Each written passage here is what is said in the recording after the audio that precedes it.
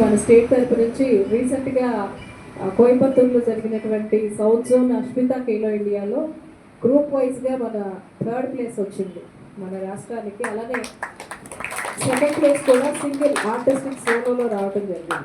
So వాళ్ళు రేపు 25th ఢిల్లీలో జరుగుతున్న కాంపిటీషన్స్కి, నేషనల్ కాంపిటీషన్స్ వెళ్తున్నారు ఖేలో ఇండియా. సో మరి మీరు కూడా నెక్స్ట్ టైం ఈ సంవత్సరం జరిగేటటువంటి ఖేలో ఇండియాకి కూడా వెళ్తారని, వెళ్ళటానికి కావాల్సినటువంటి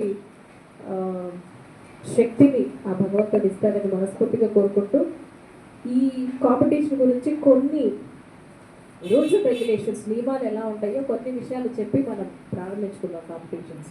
ఓకే, సరే. ఈ కాంపిటీషను వరల్డ్ యోగాసన దగ్గర నుంచి, యోగాసన భారత్ దగ్గర నుంచి, yogasana sports association of Andhra Pradesh నుంచి, ఇప్పుడు మనం yogasana sports association of Krishna district, NTR district తరఫున ఈ కాంపిటీషన్స్ జరుపుకోబోతున్నాం.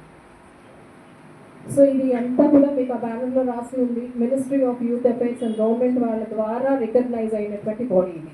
మిగిలిన చాలా అసోసియేషన్స్ ఉన్నాయి. మీకు ఇప్పుడు దాకా మీలో చాలామంది, కొంతమంది మిగతా అసోసియేషన్స్ తరఫున యోగాసన పోటీలకు వెళ్ళి ఉంటారు.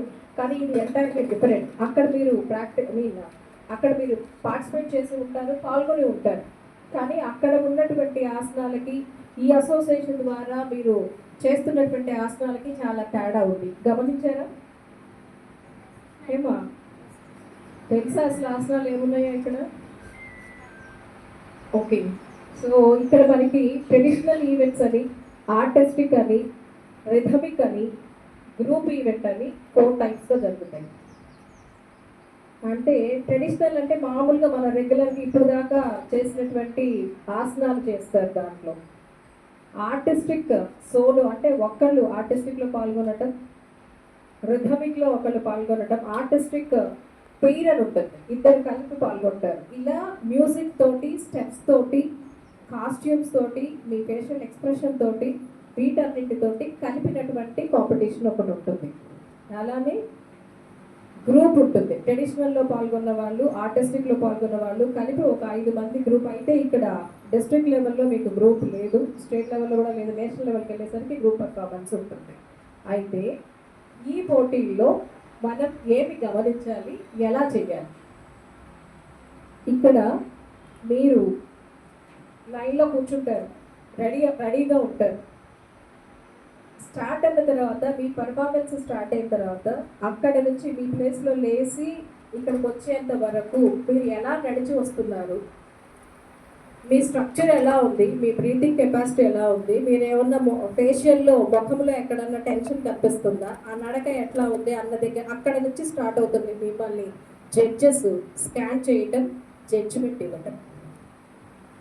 ఇక్కడికి వచ్చిన తర్వాత ప్రతి పెర్ఫార్మెన్స్ స్టార్ట్ అవ్వడానికి ముందు నమస్కారంతో స్టార్ట్ చేయాలి, ఎండింగ్ నమస్కారంతో చేయాలి. మీరు చక్కగా స్టాండింగ్ పొజిషన్లో భయం లేకుండా, టెన్షన్ లేకుండా, ఒత్తిడి లేకుండా, ఆనందంగా చక్కగా నవ్వుతూ ముఖం పెట్టి చేస్తున్నారా లేదా? వీళ్ళు ఏదైనా బ్రీత్ ఫాస్ట్గా వస్తుందా ఆసనాలు వేసేటప్పుడు కానీ, స్టాండింగ్ పొజిషన్లో ఉన్నప్పుడు కానీ, ఇవన్నీ చూస్తారు.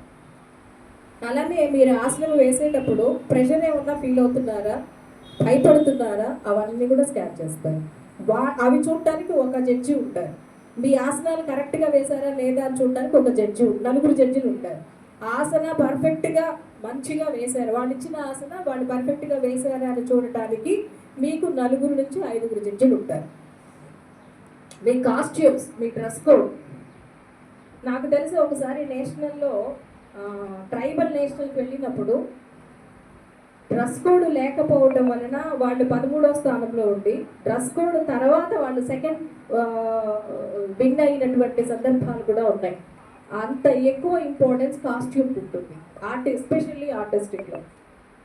సో కాబట్టి ఏదో ఒకటి వేసేసుకొని పైన ఏమీ లేకుండా కింద నిక్కర్ వేసుకొని వచ్చేసి ఆసన పర్ఫామ్ చేసి మంచిగా చేశారనుకుంటే దానికి తగ్గట్టు మార్కులు వస్తాయి. కాస్ట్యూమ్స్కి 2 మార్కులు ఉంటాయి, 4 మార్కులు ఏవో ఉంటాయి జడ్జెస్కి, అవి లెస్ అయిపోతాయి.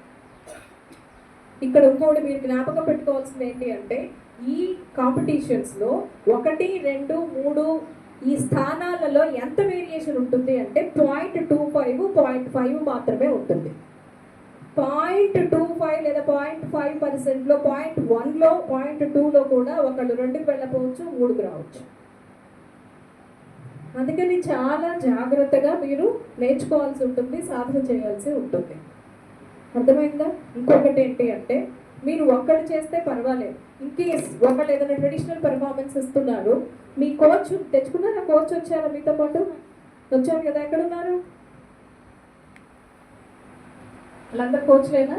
పేరెంట్సా? ఇప్పుడు మీరు పర్ఫార్మెన్స్ చేస్తూ ఉన్నారనుకోండి, ఎవరి వైపు చూసి చేయాలి?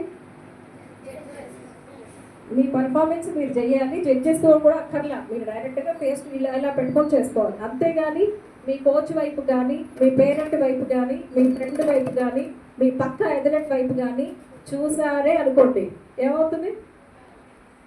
మార్క్స్ పోవటం జరగదు. మీ కాన్సన్ట్రేషన్ దెబ్బతిరిగిపోతుంది. వాళ్ళు ఏదో సైకిల్ చేస్తారు, ఈ లోపు మీరు చేయాల్సింది మర్చిపోతారు. సో అలా డిస్టర్బెన్సెస్ కనుక మీరు సైకిల్ చేసినా, వాళ్ళని తీసుకున్నా, మీరు తల తిప్పి అటువైపు చూసినా, ఇక్కడ మార్క్స్ పెనాల్టీలో లేదా రిడక్షన్సో ఉంటాయి. 0.2లో లేదా 2 మార్క్స్ పెనాల్టీలో ఉంటుంది. అట్లానే ఇంకొకటి ఏంటి అంటే, ఇద్దరు చేస్తున్నారు ఆర్టిస్టిక్ పెయిర్లో, ఇద్దరు పిల్లలు పర్ఫామ్ చేస్తున్నారు. పక్క ఆవిడ సరిగా చేసిందా, నెక్స్ట్ ఏంటి ఆసనము అనేది గనక పక్క వాళ్ళని సైకిల్ చేయటం కానీ, అడగటం కానీ, ఫేస్ మూమెంట్ కానీ, లిప్ మూమెంట్ కానీ జరిగింది అంటే రిడక్షన్స్ ఉంటాయి. ఎవరి ఆసన వాళ్ళు బిఫోర్ ఈ స్టేజ్ మీదకి రాకముందే మీరు చేసేసుకోవాలి, గుర్తుపెట్టుకోవాలి. అర్థమైందా? ఇంకొకటి, మీకు ఆసనాలు ఇచ్చారు కదా కోర్స్